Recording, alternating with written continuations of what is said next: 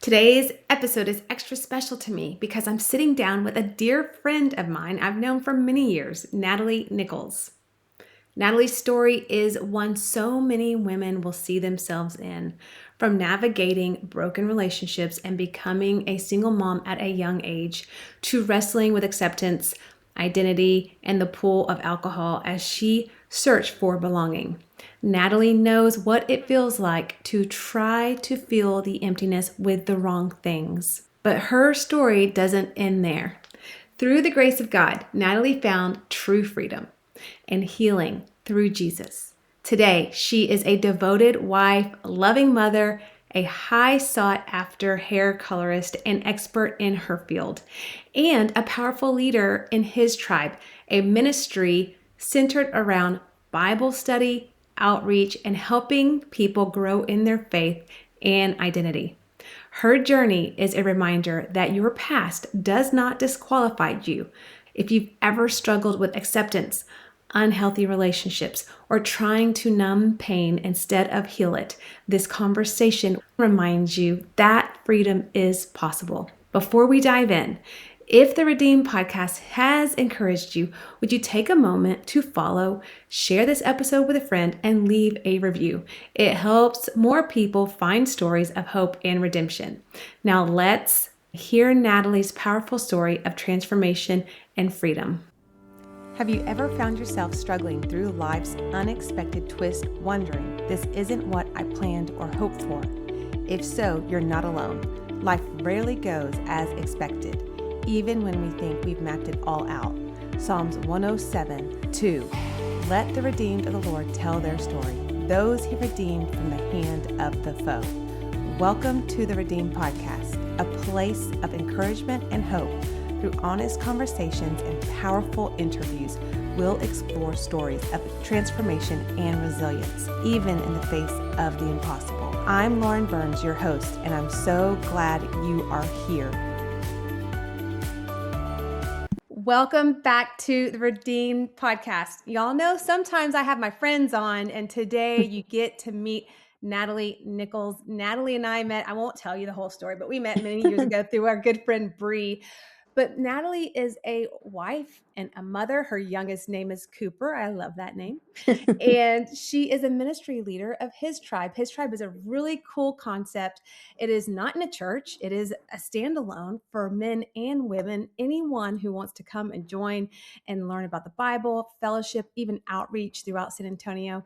But today, Natalie's coming on to share her personal story, her good hard story of going through some things in her childhood, her teenage years, and how God has walked her out through these years, even now, to start a ministry and start pouring into other people. Natalie, thank you for your yes of coming on today to share.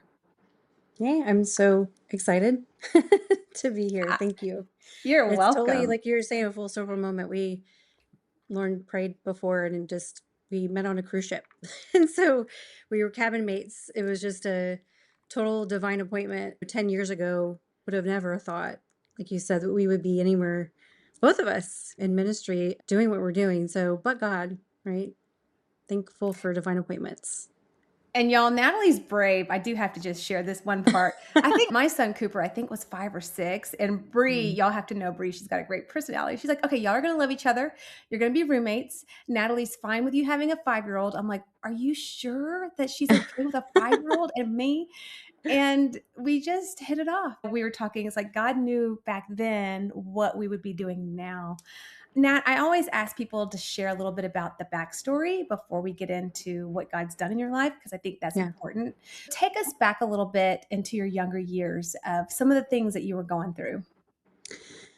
Gosh, I grew up I am in the greater San Antonio area. So I grew up in San Antonio, and my home, I think I'm learning in ministry, a lot of people, when they start to talk about their childhood, always begin with, well, I kind of had a normal childhood. You think what you experience or what you've gone through is normal, but then when you get older, you're like, that was absolutely not normal. So I think I went through a lot of things. My dad, God rest his soul, just from as much as early as my memories are, if there was parties, drinking, drugs, he ended up having a meth lab in our house, and it got raided. I remember seeing the FBI agents in plain clothes and just being told that some random story there, my dad had a silencer on his gun, and I just remember seeing our house torn apart. It was probably about 4 or 5 when that happened, and then we moved from one side of the town, poor side of the town, to very nice, affluent side of the town, and my mom just got a really good job and was working really hard, living the life of Joneses, but then my dad is slowly going under, and they're still married at this point. My dad, just the drinking increased, just the drunken episodes. We went through divorce when I was in the 6th grade.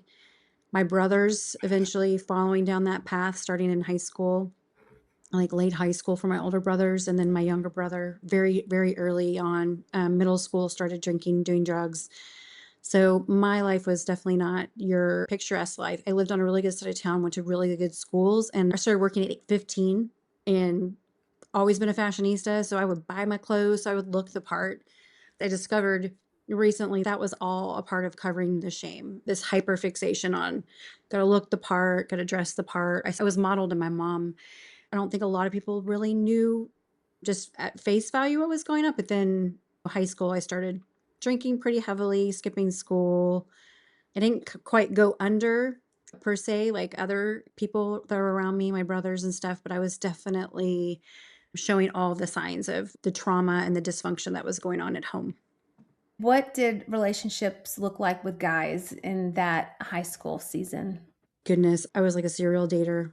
I would Another thing I just recently learned, I went to this thing called the Journey to Freedom in October, and I went thinking that I was going to be doing leadership training to be certified to teach these, and I learned so much more about myself and had some major healing that took place.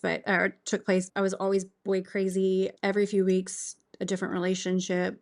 I would really, really like someone and fall in love, and then within a week or so, I would get really sick to my stomach. I couldn't like even be around them. I would have to have other people break up with them.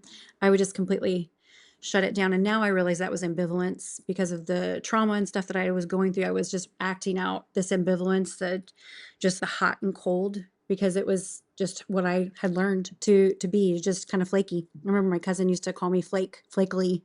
That was my nickname, because I'd say I was coming and I really would think I was coming, and then I wouldn't show up, or introduce a guy and I'd be like, I love him, he's the greatest. And I'd be like, ooh, gross, he makes me sick. I just was constantly walking out this hot and cold because of the unhealed stuff that had been going on. Yeah, relationship after relationship, picking all the wrong boys, liking the bad boys, kind of modeling after my father. Gosh, it went on until I was 29. I just had a string of bad relationships. That hot and cold and being flaky, is that a protective mechanism? Is that a like, Yes. don't get too close to me? When shame happens, which we all deal with shame, right? We don't realize how what it looks different for everyone. So for me, my shame happened when I was very young. It was an incident that happened between me and a family member that was inappropriate, and I didn't understand it. What I've learned is that children are excellent observers. Like we see everything as children. We observe it all, right? But we're horrible interpreters. So I was observing everything in my house. I was observing the things that were happening to me, but my interpretation was so limited. I didn't have enough life experience, and I didn't Mm. know to talk about it. So I didn't Instead, I was embarrassed. I felt shame. I felt gross. I felt dirty. I felt unworthy. All these things that I made agreement basically with the lie of what happened to me. And so, because of that, the fruit of shame is contempt. And so, contempt is a strong feeling of dislike. So, typically with shame, you'll have self contempt, meaning you'll hate yourself, or contempt for others. Mm. So for me, ambivalence is born out of contempt, right? So ambivalence is that hot and cold. It was like, I hate myself. I don't deserve it. I'm not worthy. Or I hate you. Gross. You're gross. And so I just have like self protection, right? And also, like I said, this fruit of unhealed shame. I'm like hating myself. I'm doing things to myself that are harmful, overindulgence in drinking, eating, shopping, the serial relationships. And then the hatred towards others is I was making other people pay for my pain. Like other people were suffering at the cost of it. I did it not only romantic, but I did it with my son, with my mom, with my friends. Once I realized what ambivalence was, I was like mind blown. I'm like, this is the definition. of how I've felt all these years. And had I known that this was what it was all stemming from, I would have run after the healing back then, but I had no idea. Most of us don't. We have no clue that as adults at 44, my struggles 9 times out of 10 are linked in my childhood from 0 to 18. And Mm. so when I wasn't facing those things, when I wasn't, because what we all say is, I don't need to go back there. I don't need to go digging up rocks. I don't need to go. If God doesn't want me, I'm healed. I'm fine now. I don't need to, which is a lie. I don't think that we should go with like magnifying lens and go and really truly dissect. I think that by the leading of the Holy Spirit, prayerfully asking him to show you, what I've learned is a good discipline is when something triggers me now as an adult, like someone says something or an event happens, or like with my son, I have a 5-year-old and he is wild, Cooper. He is just so full of spirit. He is just amazing. He's a lot sometimes. And I noticed this anger would rise up in me and I would be like, "Wah!" And I'd want to just unleash on this precious, precious little 5-year-old boy. And that was what the driving force was that got me to go to this journey thing. So I was like, there's obviously something under the surface that is causing these deep and strong emotions. And you don't just act like that. You don't take it out on something so precious that the punishment doesn't fit the crime, right? Mm. And so I'm like, Lord, show me the root. Show me where this started. Like, this is not my precious Cooper's fault. This happened. Obviously, there's something that's unhealed in me that is causing this deep anger, this like lashing out. And I Mm. want to get to the bottom of it because I'm not going to wound him.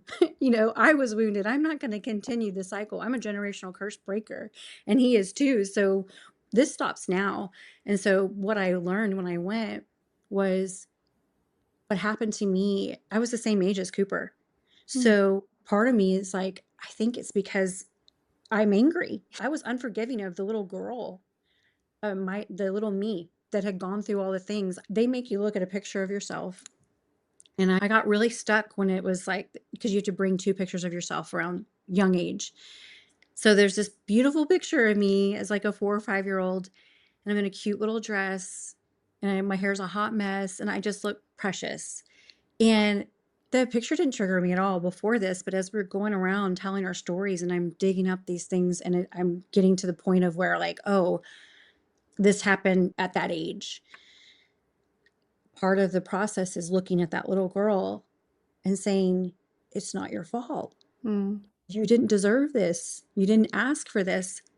I would be like sobbing, crying, like, okay, I'm ready to move past this. And they're like, okay, look at the little girl. Tell her it's not her fault. I would just like, well, could not do it. I was like, Mm. okay, y'all, I promise I have feelings. I don't want to feel this way. I don't know why I'm like having this block. It was because a stronghold had formed. What they teach us and what I've learned is that the curse is what happened, right? The trauma, Mm. right? So from the curse, we make agreement with the lie. The lie for me was that I deserved this, that I was dirty, that I was in shame. And because of that agreement, you make vows. And so my vow was, I will never let anybody know. I will never get hurt like this again. No one's ever going to find out.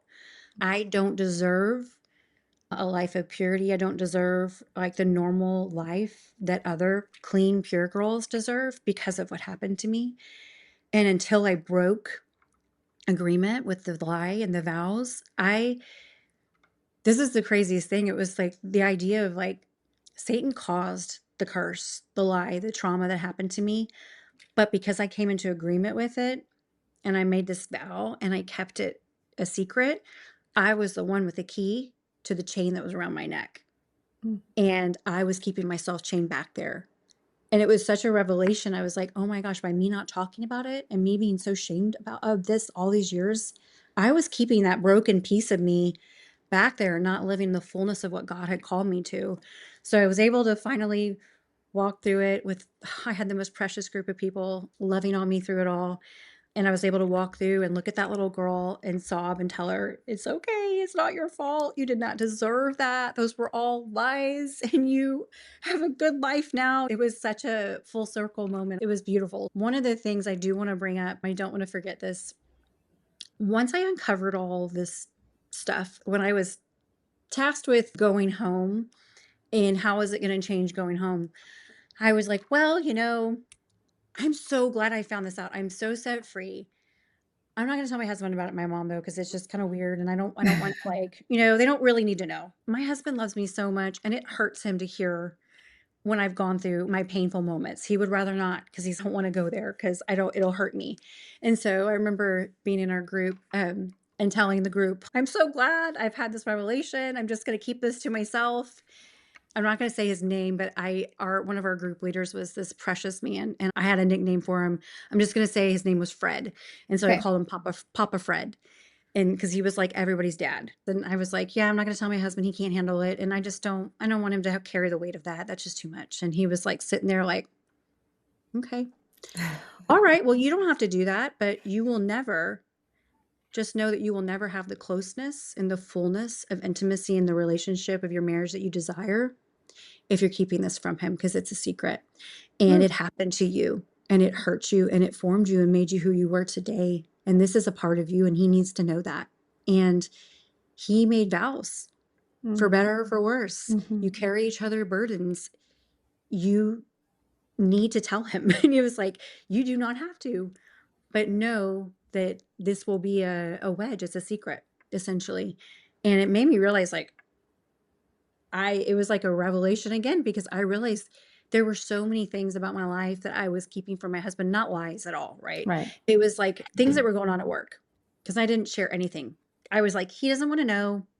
It's stressful, but it's my stress. He's not going to understand.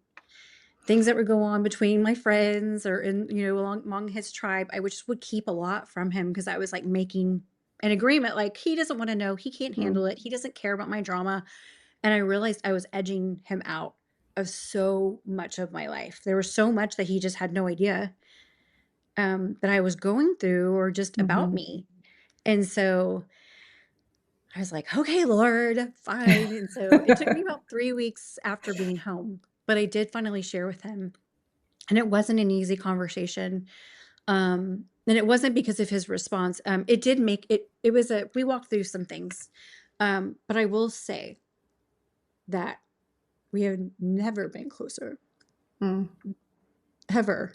Like, I would have never thought that I was harming mhm. him or our marriage by not sharing these things because it started when I was little. I learned people can't handle it. They don't wanna Right. know. What a freeing moment it was for me, and now I share everything with him. Like, Mm, we're so close. It's not even we don't have the same marriage, and he's different. And so it's just so beautiful how some little thing that I thought I was like, "Huh, God has me going back to be a leader, learning this to help others," because my heart is to set other people yeah, free. Like it that is is. my heart. I know I'm called to Mhm. set the captives free. So he let me believe the lie that I was going to learn it and do it for others. And he got me cornered in upper Michigan for a week. And gosh, I just had so much healing there. I could talk on and on about it, but it was beautiful. Well, you're being vulnerable. It's scary, but you're being vulnerable with your husband, and then it lets him see a side of you, which is not easy. Yeah. And then it's like, oh, you trust me. You're gonna give me your inner circle with your friends, with your job, with your. My husband and I were talking not long ago, and I kept saying, "Well, honey, maybe you should talk to your guy friends. Maybe you should talk to your guy friends," because he was going through some stuff at work, and he heard me saying I didn't wanna hear his stuff, like, I didn't wanna hear him Oh, vent, and that wasn't my heart, and so I right. think even in those kinds of conversations, we have to be careful how we're coming across. Because 'cause I'm thinking, Yeah. "No, I just don't understand what you're going through, but maybe some guys would," kinda thing, Right. but that being vulnerable and going back to that trauma, like you said, Natalie, it's hard to dig back through those old wounds, but you also mentioned, like, God is gracious, He is Mhm. slow, He will protect your heart and walk you through it, and Right. having that foundation in your home and you and your husband can walk together with doing all of this because you were obedient. Being obedient's not easy, right, Nat? No. It isn't, but it is, right? Once you do it, you're like, What "What's took wrong me with so long? me? Yeah. Like, why do I keep having to climb this hill?" It's so Mhm. beautiful. And that's one of the things the Lord spoke to me too is about obedience is my husband and I both became sober in 2026. Me from alcohol, I used to drink very heavily daily, and he broke that off of me in 2021. but it's still I would drink, like, a couple times a week, and I didn't like the hold it had on me, and I realized he showed me in my journey of quitting. I quit May 5th, I'll never forget, and I was just gonna fast it for 30 days, and in that fast, I was doing a teaching on holiness and fasting, and I realized that I became trauma bonded to alcohol because of my dad's death. My dad died unexpectedly Christmas Day. I was 23 years old, and it was tragic. It was unexpected and on Christmas, and so the next day I went and bought a six-pack of Bud Ice, and I bought Bud Ice because I wanted to get drunk, and I didn't even drink beer, but I was like, "This has a high alcohol content." I'm aging myself because I don't even know if Bud Ice is still around. I drank a whole six-pack, and it was the first time I'd ever drank by myself. It was the first time I ever drank to get drunk, to comfort myself, to forget, and because I drank with that intent, I trauma bonded. My soul bonded to alcohol. There was a stronghold that was formed. I would go through these cyclical moments of the first probably 5 years after my dad's death was just chaos, like dark ages. It was bad.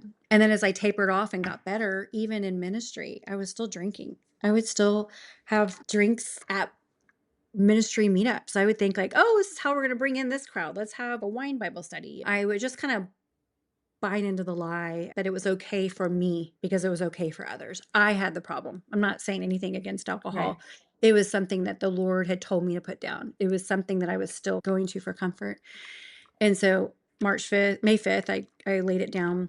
So by Christmas this year, going into the new year, I was walking through the house just praying, talking to the Lord. And I was like, man, who would have thought that this would be the year that my husband and I would both be sober? Something I never expected from my husband, and not with alcohol, but with something else. But it was I couldn't have fathomed it, right? I prayed and prayed and prayed for me to be delivered from this for him for so many years, and then all at once, like, "Why, Lord, in 2025? Like, why did it all happen now?" And I heard him say, "Because obedience is better than the sacrifice."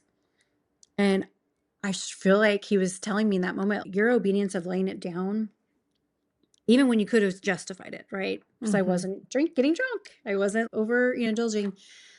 That obedience broke it in my husband. Because of my obedience, my husband now could be set free. And Mhm. I feel like we see that a lot. We lay down something or we're obedient, and then we see, oh my gosh, there's always a cause and effect, right? God Mhm. is so gracious and good. It doesn't just affect us, He doesn't just bless us when we're obedient. It has a ripple effect. It blesses generations. It blesses friends, people you're ministering to. Like, we have no idea there's just power in obedience. So that's my word for the year is obedience. Whatever it takes, Lord, obedience. I'm going to do what you're asking me. And then I had a problem. I was not drinking, but I was shopping a lot. Also tied back to Yeah. if I just cover myself up, Right. right? And I realized, like, Lord, there's discontentment in my heart that's keeping me bound to shopping. I would do a haul. I would buy a bunch of stuff and then never even touch it, never even wear it. And clearly I wasn't shopping to wear this stuff. It was like, okay, what? Show me, Lord, the root. So I was like, hey, I quit drinking. Show me the root. Why am Mm. I shopping like this? It's even with groceries, I would do it. Just ridiculous. And he was like, discontentment. Mm. You're not content with just me. You're having to feed yourself with food or shopping to get that fixation that only I can fulfill. So I was like, take it away. I don't want it. And so that was like in November. And I don't know I guess it was November when I bought something for myself. I just haven't had a desire to like shop.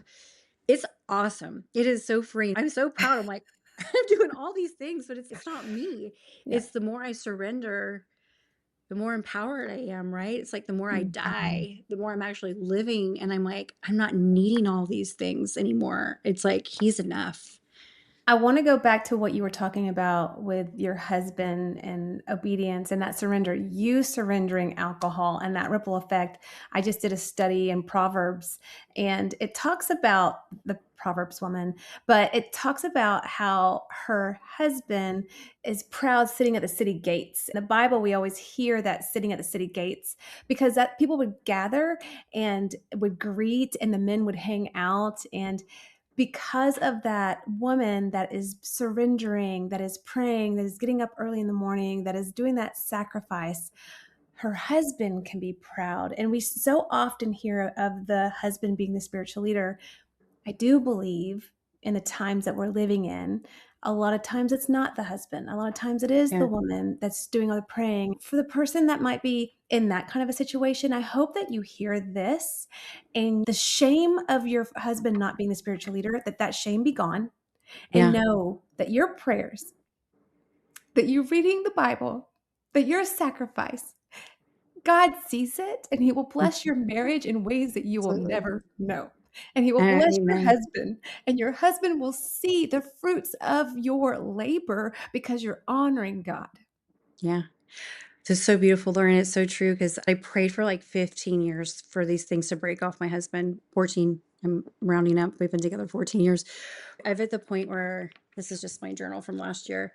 I've gone through and I have put sticky notes on all the pages of prayers, and I still have more prayers to go through and highlight the things I specifically prayed out for my husband to be set free. He played Xbox and it drove me crazy because it was like too much. It was too much. And it was like, you're on the Xbox again. I prayed that out. He has not touched his Xbox in almost 4 months. He has stopped doing all the things, and this man is like awake and alive and on fire. And I saw this in him when we got together 14 years ago. The Lord showed me, He gave me visions over my husband. I saw my husband on a pulpit preaching. At the time, my son was 8 years old, and He gave me this vision. And my husband's standing at the front of a church, and I'm sitting in the front row, and my son's sitting next to me, but his shoulders are higher than my shoulders. So I knew it was like the Lord telling me, Mhm. that it was going to be but it was gonna be his Years. timing, and it was gonna be Mhm. when my son was a man. Now my son's 23, and my husband, like I said, woke up in November and just decided to lay it all down to surrender. He is on fire like I've never seen him. He has stepped up into the ministry, and he's leading the men, and he is preaching on his Facebook, on his TikTok every day. He's meeting for every 2 or 3 mornings a week. He's going and having coffee with men.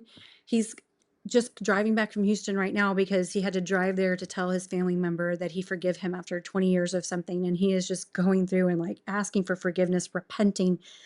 I can't even believe it. I wake up every morning and I'm like, Lord, you are too good. You are too good. This is beyond what I hoped Mhm. or think or could have imagined. That's how good you are. And I was praying one morning, I was just bawling. Because I get up at 5 and it's my time with him. And I was like, oh, Lord, you're just so good. I can't believe you answered my prayers. And he quickly corrected me and said, Natalie, this was always my heart for him. This was always my desire for Randall. You just got to come into agreement with it. You were praying in agreement with my will. And Mm. it was like such a revelation because it was, oh my gosh, it's not about me, right? It's like not my prayers. Yes, I was diligent in praying and covering him, but I just got to pray what God had put on my heart, on my spirit. Because you look back on your prayer journals and you're like, I didn't write that. You read through and you're like, that's not from me. That was the Lord, because I don't talk like that. And it was like, wow, by just writing it out, He knew that the day would come that I have probably 5 or 6 journals that I are like covered in stickies that I could say, these are all the answered prayers. This Mm. is how good our God is. This is how He answers us, and how important prayer is. I'm just touching the tippy toes into the depths of the power of prayer. It's just, yeah, He's just blown my mind. It's beautiful. It is beautiful. And that's when that 5 a.m. alarm is not a sacrifice because you're like, okay, Yes. this is worth it, right? Like, Yes. and God just is like, yes, I want that. God, He wants that time with you. Yes. Nat, Yeah. I thank you so much. It's not easy to be vulnerable and to share in such a public way, but as you know, it's so powerful when we share Yeah. testimony. It's powerful when we're real and honest and we show, hey, this is what my life looked like, and this is what God's doing. And it's not perfect. It's not the end of the Yeah. story, but is there anything that you would like to leave today that you didn't get a chance to share or to say? Maybe not that I didn't get a chance. I just want to just reiterate the importance of seeking your healing and asking the Lord, if there are things, are ways, like there are certain things that certain friends say that rub you the wrong way, or if you see this like rejection wound kind of poking up frequently in your life, or if there's certain ways that people talk that drive you crazy, if there's something that just gets under your skin and you see it as a pattern, ask the Lord about it. He wants us to come to him and ask him. And I just encourage you to ask him, show me the root. Show me the root of where this is, because I have had revelation after revelation after revelation this last year, just by saying, hey, would you show me where this started so I can heal from this? And he is so faithful. I would say within 24 hours, it'll be like, oh my gosh, he'll give you the exact moment, the exact thing that caused it. And I really think that's part of seeking him with all of our heart, is running after and seeking the healing, because he's called all of us. Isaiah 61 is like one of my life verses, the whole thing. And it's like, we are called to set the captives free, free people, free people. And yes, we get that freedom when we come to Christ, but there's an ongoing healing that he has. He has more and more and more for us. And it's up to us to seek it.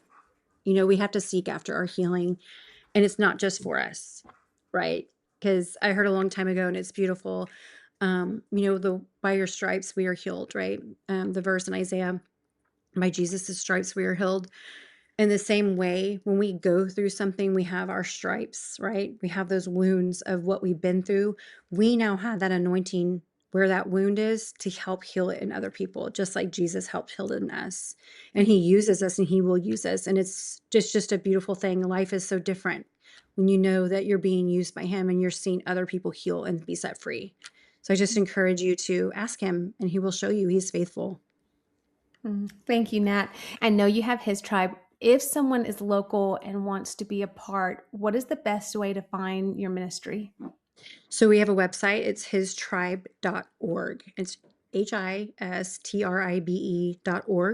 You can get through our website, but we also have a Facebook, His Tribe, and we are on Instagram as His Tribe Co. Thank you. Thank you so much for taking the time and sharing today. It was a powerful message. We hit on a lot of things. Thank you so much. Natalie mentioned Isaiah 61. I'm going to start at 61:3. And provides for those who grieve in Zion, to bestow on them a crown of beauty instead of ashes, the oil of joy instead of mourning, and a garment of praise instead of a spirit of despair. They will be called oaks of righteousness, a planting of the Lord, for the display of his splendor. Natalie talked about her childhood and the trauma that she endured at 5 years old, and she buried it down deep, and that shame and that guilt, and not realizing that some of the things she went through as a child would affect her into her relationships throughout the years, even into her marriage. What she has seen in her own marriage as she surrendered and allowed God to heal those areas and to wrestle with those areas, and even out of the maybe fear, shame, to tell her husband about what she had gone through, and how that was so freeing in her marriage, and how God began to open things up there in her personal life. If you're listening and you think, hey, I've got some stuff I think, it's not a big deal, I don't really need to share with my spouse, it happened a long time ago, I've dealt with it, I've moved on, maybe pray about it. Always pray first and ask God, are you asking me to bring it back up again? Have I really healed? Do I need to deal with this again? And he'll show you. He'll show you. He'll show you to speak about it, to pray. He'll show you to get counseling. But he will show you in all the things when you put it before him. And so I want to stop and pray over the one listening that's dealt with some addiction, that's dealt with some old childhood wounds and trauma, that's dealt with abandonment, physical abuse, emotional abuse, and to know that God can heal all those things, doesn't matter how many years it's been. Father, I thank you, Jesus, that you care about every single detail of our life, no matter how many years it's been, no matter how deep we've buried the hurt.